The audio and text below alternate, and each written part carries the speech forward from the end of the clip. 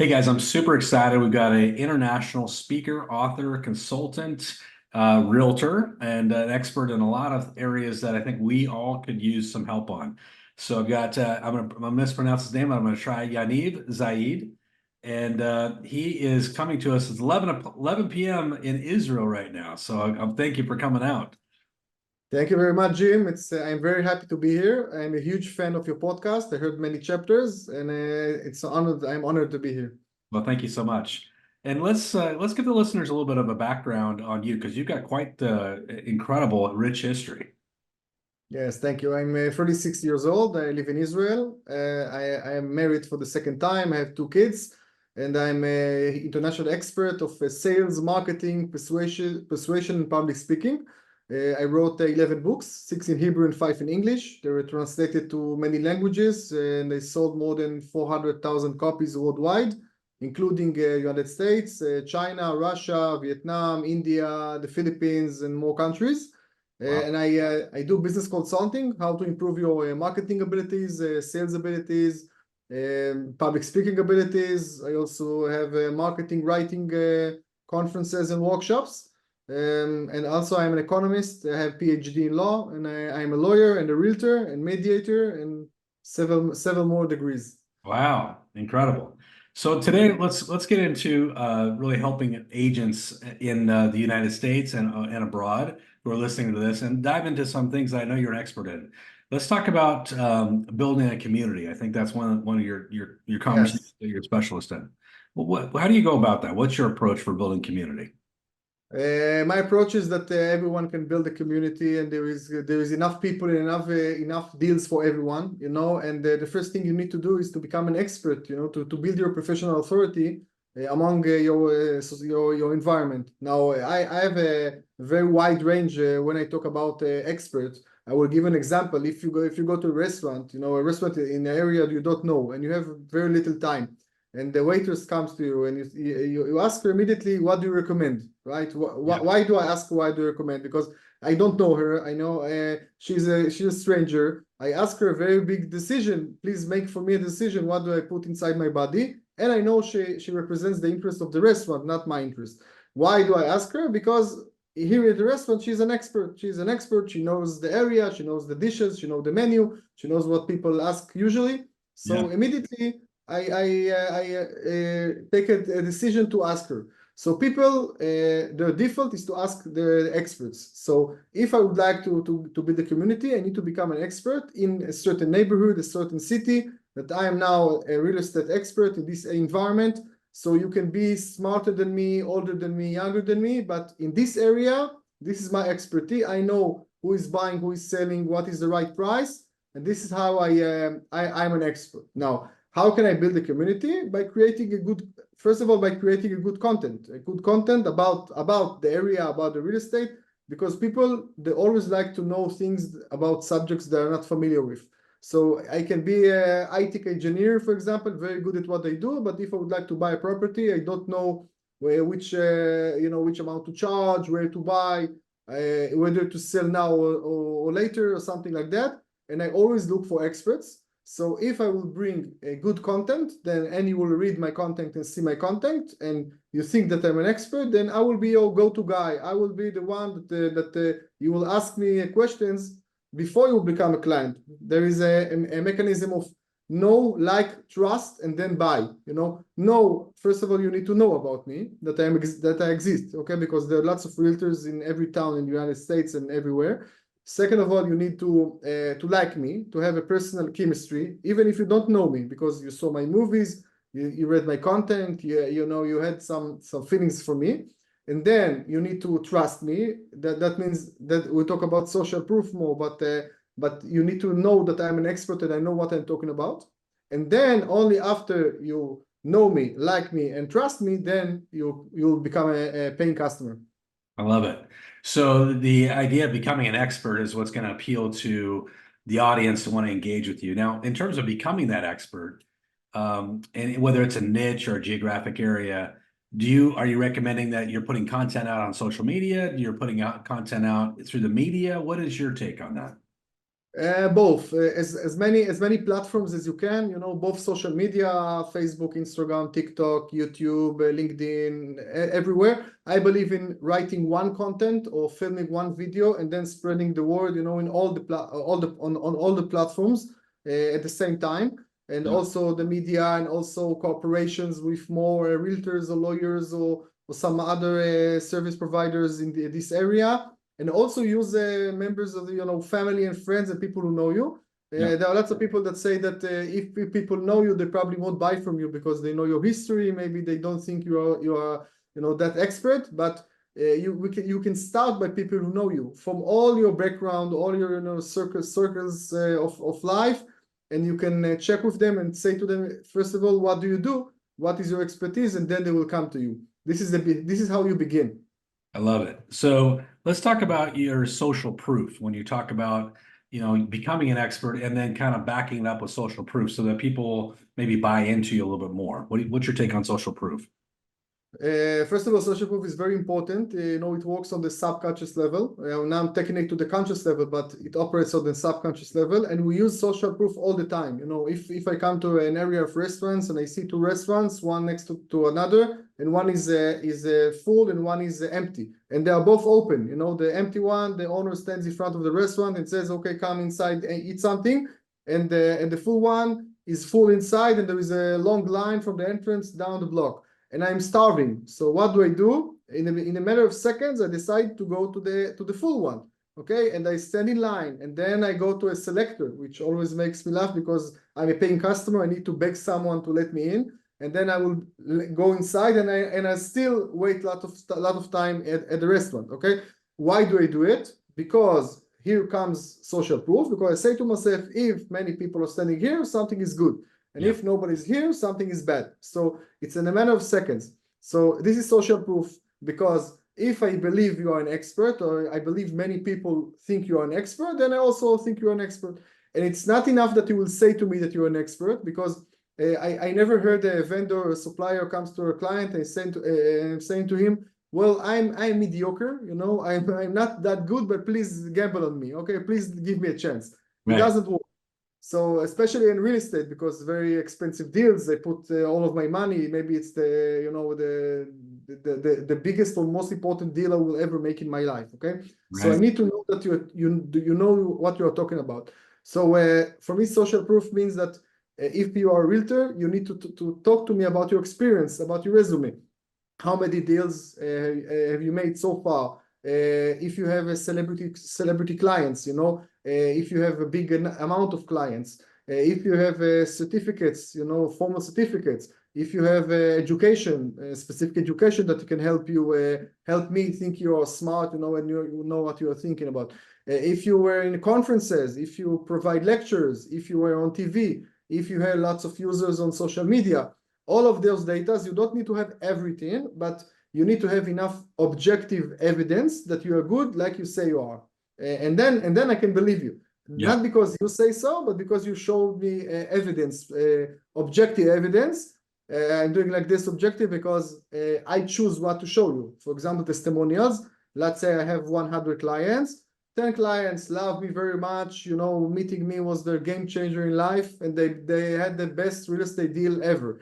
And then on the other side, 10 people were a little bit disappointed, and another 80 people thought I provided good service. Okay, so obviously, if I need to have 2, 3, 4 testimonials in my website, I would choose the most, you know, fans, you know, the biggest fans of mine. I won't choose the disappointed ones. So you can choose what you show to your clients, but when you provide objective evidence, they will probably choose you and not your competitors. So a part of this conversation about social proof obviously is online. So, you know, you could use the idea of Yelp or Zillow or Realtor.com. How important do you think those social media platforms are, or internet platforms, I should say, to social proof? You can show social proof both offline when you talk to people, or when you have formal certificates, you know, on your wall in your office, or online. You can show online evidence. You can give testimonials. You can ask people to write testimonials for you, or show videos. By the way, even if you sell properties or buy properties and then you take a picture of those properties and then you tell a story, write a post about some deals you've made or something like that, also social proof. So it's not just other people are saying about me, but I also tell about myself, about my even my status. If I have a wife and kids, it shows that that I'm stable. That I live here in the area. If I for example I live in this neighborhood where I show you some assets, then again it's social proof, because what I'm actually telling you is I believe in this area. I'm just not selling you the house. I also live here in this neighborhood, so I believe in this neighborhood, and I don't need to say it out loud. I need just to show you the evidence. So you can tell stories about yourself on social media. You can show pictures, stories. It's everything goes. So let's move into the maybe the hardest part for some agents, which is negotiation. Now you're an expert in negotiation. What are some top tips for being a better negotiator?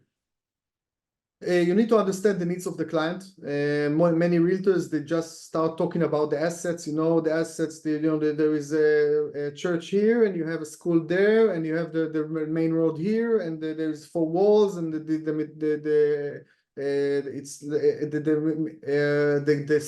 size is like this and that.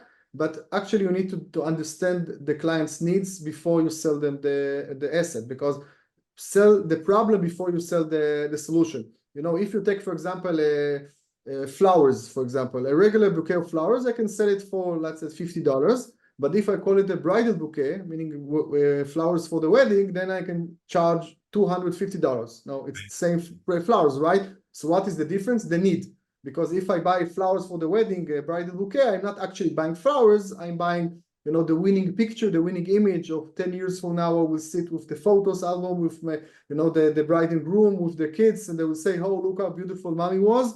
Or 40 years from now, they will sit with the photo albums and they will say, oh, look how beautiful grandmother was. Right. Or I buy the feeling of a feeling of $1 million feeling, queen for a day or something like that. So if we take the same apartment for one couple, let's say there is a school next to it. So for one couple who have children, small children, it's great. It's a huge advantage to live next to the school. But for others, they don't have small kids, so for them it's disadvantage, because that means traffic jams in the morning and no parking and lots of noise during the day or something like that. So you need to understand what the client is looking for. What are the needs, and how by the way do you do it? You ask them, you do a background check, you prepare for yourself for the meeting, and then you come to the negotiation very prepared, and you interrogate them for the needs, and then only then you present the asset, present the property according to their needs. I love it.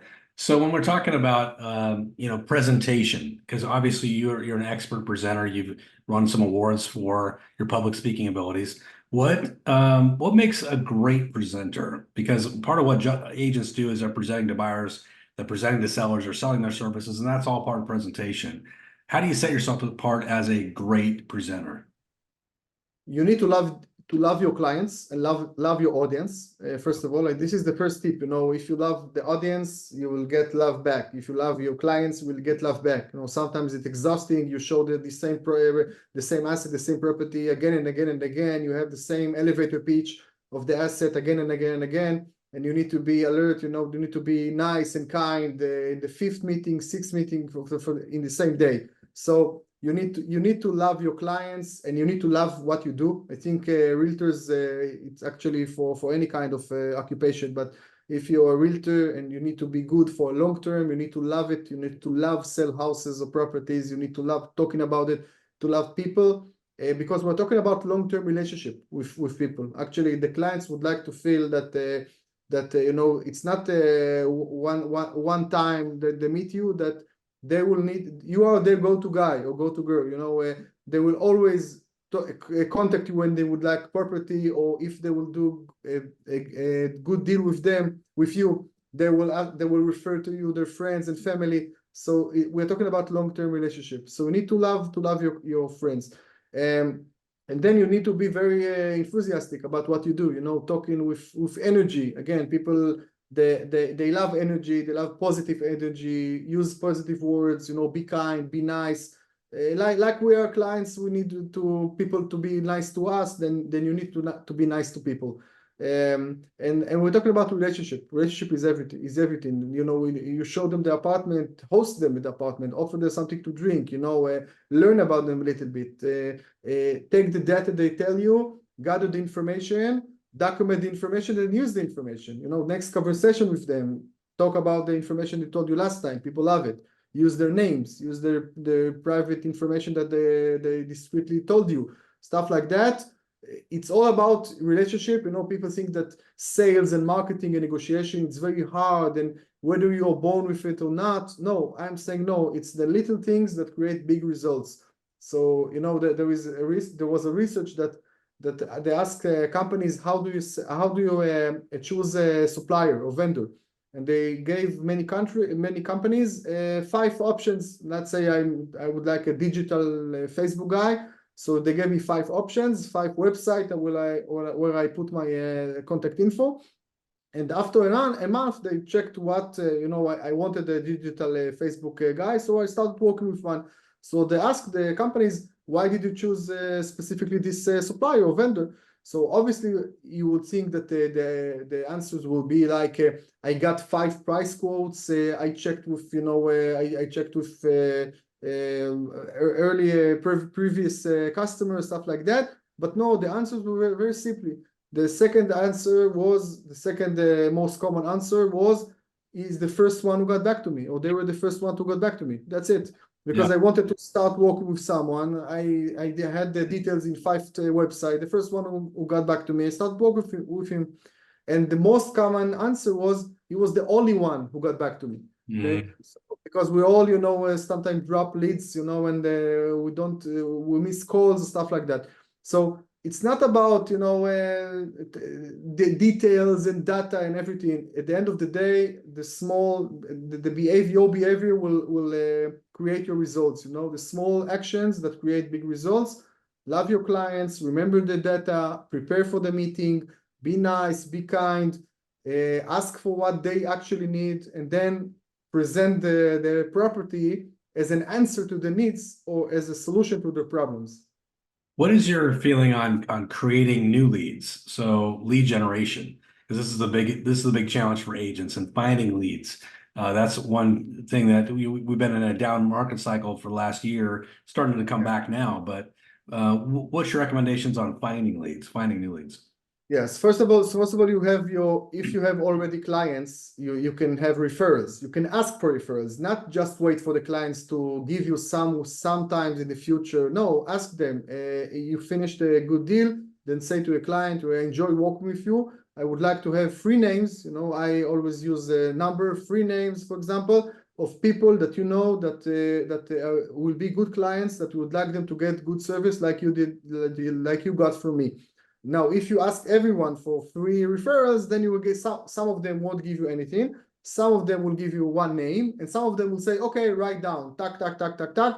And they will say to you all that they will give you lots of names. So first of all, you can have referrals from your current clients. Second of all, you can ask for in your background, in your environment, lots of people, they don't know what you do. Your family members, your neighbors, maybe the parents of kids in your school, they know you. They say hi to you every day. They see you with the dog in the neighborhood, but they don't know what you do.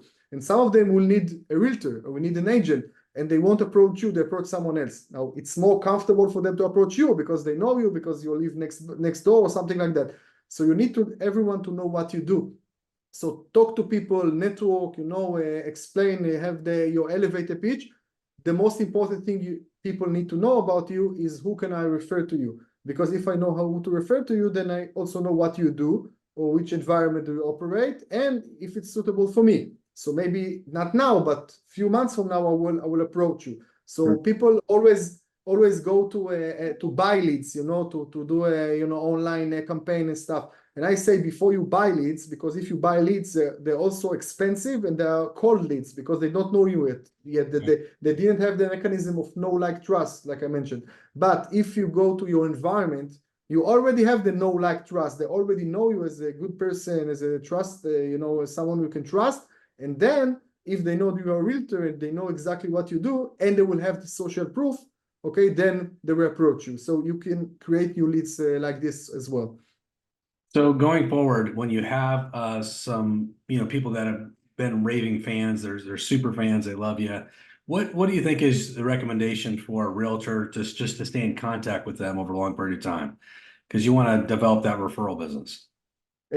I love storytelling, so you can tell them stories. You can stay in contact both personally, write them an email, a personal email, or personal message by mobile or something, like WhatsApp or something like that. And you can have a group follow-up, like a newsletter or like a post on Facebook. You can do both, by the way, and tell stories, failure stories, success story. You had a big success, then tell it to your clients. Okay, not that to be vain, but just to let them know, hey, I'm super excited. I just made this deal. Look how proud I am. After months of work, finally I decided I got this house or something like that. Also failure stories, because we're not perfect, so I'm not Superman. Actually, I prefer that if you'd like to brand yourself as Batman and not Superman. Now, what is the difference? Because they both look like human beings, right? And they're both superheroes. But Superman came from another planet, so if Superman will have a workshop how to fly, and I sit in the first row and I write everything, and he says, okay, when you go to high building, then check the weather, check the wind, then do the first step or something like that, and I will write everything and I try to implement it, then I will fall. But Batman is an ordinary guy who developed a non-ordinary powers. So Batman will say, I'm just like you, I just did this and this and this. If you do the same, you can fly. So people are more connected to Batman and not Superman. So failure stories is also good, because then it makes me human. It's good. I tried to get this deal for months and I didn't manage, but next time I will get better or something like that. Or the condition now with the depression or something like that. It's bad for everyone. How can you deal with this time? There's now a COVID-19. What is it good time to sell, or it's not good time? Because I have the same problems like you do. So success stories, failure stories, personal stories about myself and my life, if it's relevant for the occupation.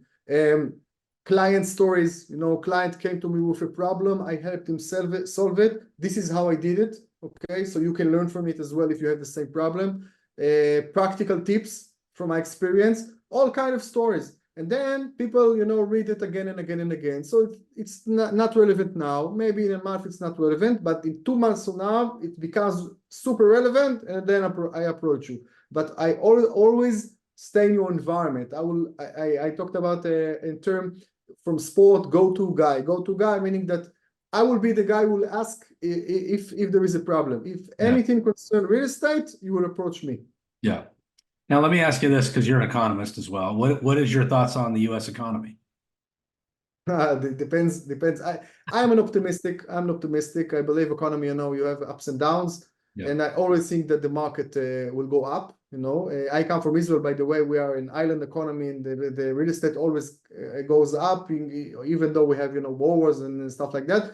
I think in the long run, you see real estate in the United States and most of the world always up. Even there is downsides, but if you take the comparison between years, I think it will always get up. Will get up. So I am an optimistic. I think the economy is good.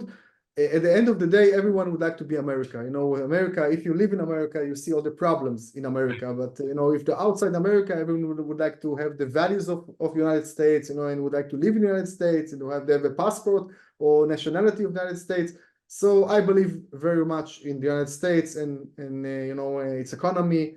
And at the end of the day, it's the biggest superpower, the biggest superpower in the world, and very, very good and strong democracy.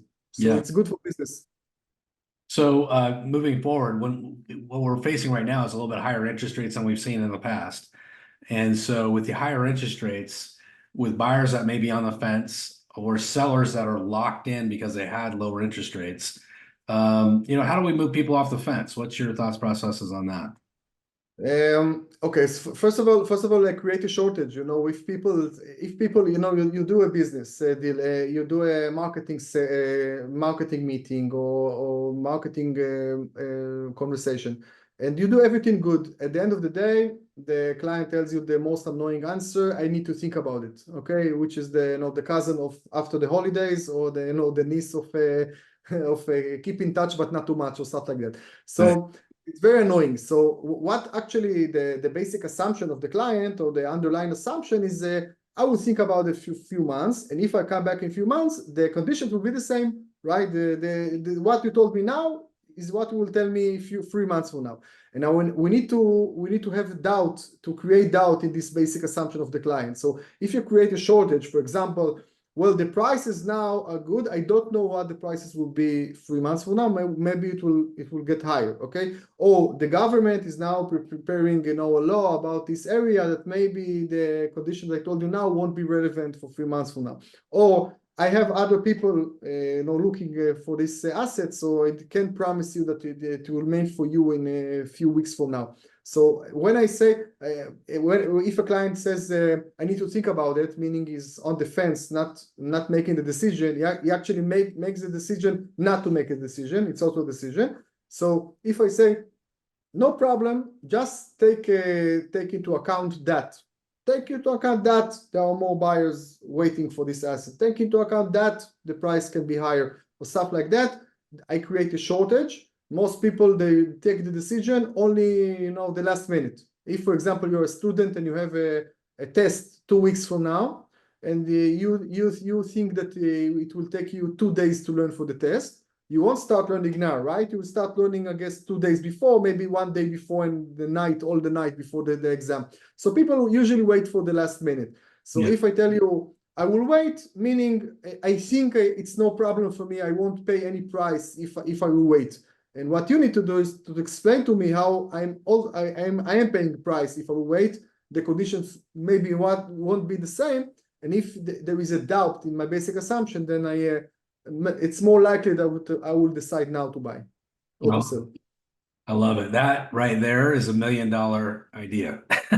The idea of a shortage and having that conversation, because there is going to be a shortage when the interest rates come down, and they're going to come down. There's going to be a rush to the market. Inventory will be bought up, and then it will drive prices higher. So it's a really good point. I love the idea of take into account that language is. Take into account that, and you can also, we talked about social proof. You can also research or show the history of the economy, and you say, well, if I'm realtor for 20 years, I can tell you that I saw the same conditions in 2005 and 1995. And the same happened, and I can tell you stories about clients of mine that they told me exactly what you tell me now, and then they were very sorry for the decision or stuff like that. So I'm not saying to you that you are an asshole that you're not buying now. I'm just telling you stories about previous clients that felt very bad after they missed the opportunity. Right.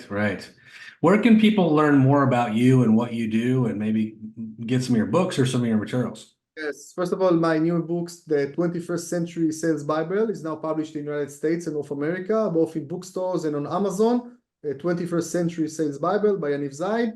And also you can check my website at drpersuasion.com. And also you can send me an email, yaniv@yanivzaid.com. It's YANIV@YANIVZAID.com. And you can ask me questions, and I promise I will answer any question you may have. And also in my website, you can find many videos and articles how to improve your marketing abilities, sales abilities, and public speaking abilities, presentation abilities. And also my book is very relevant for realtors, for agents, for brokers. So I strongly recommend the book. Again, it's worldwide.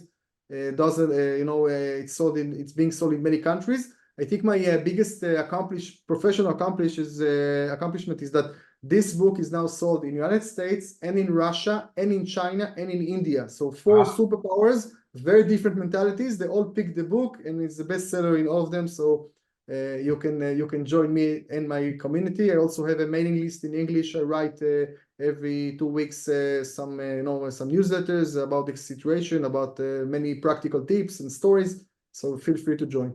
I love it. Thank you so much. Always a pleasure to meet new people from other parts of the world, and you've given us a lot of great things to think about. Thank you for being part of the show. Thank you very much.